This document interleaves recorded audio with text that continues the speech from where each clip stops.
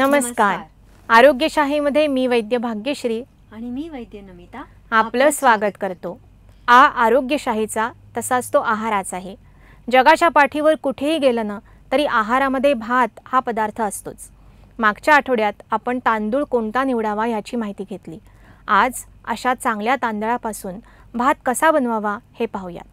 अगदी सुरुवातीला तांदूळ 2 ते 3 वेळा स्वच्छ धुवून घ्यावा आणि चाळणीमध्ये निथळत ठेवावा. भात बनवण्यासाठी जाड बुडाचं पातेलं घ्यावं.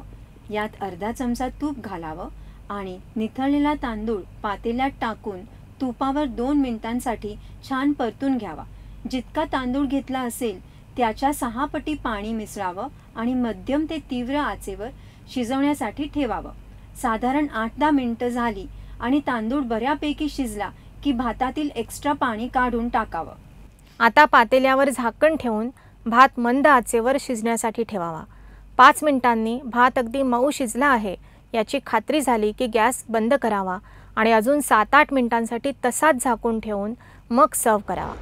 असा तुपावर परतून घेतलेला आणि पाणी काढून घेतलेला भात पचायला खूप सोपा असतो. मधुमेह असला किंवा वजन जास्ती असलं तरी असा भात खाण्याने त्रास होत नाही. अर्थात यासाठी तांदूळ सुद्धा हातसडीचे आणि लोकल व्हरायटीचे असावे बरं का. पारंपरिक पद्धतीने बनवलेला हा भात आणि प्रेशर कुकर मधला भात यांच्या चवीत आणि डायजेस्टिव्ह कॅपॅसिटीमध्ये खूपच फरक असतो. प्रेशर कुकरमध्ये वाफेच्या प्रेशरमुळे भात पटकन शिजला असला तरी तो पचवण्यासाठी पोटातल्या जठराग्नीला अधिक काम करावं लागतं. यातून किचनमधला वेळ वाचवण्याच्या नादात डायजेस्टिव्ह सिस्टमवर लोड येत राहतं. कधीतरी घरात ऐन वेळेला पाहुणे आले आणि एखाद्या दिवशी प्रेशर कुकरचा वापर केला तर हरकत नाही. एरवी मात्र असा छान पारंपरिक पद्धतीने बनवलेला भातच सेवन करा आणि निरोगी राहा.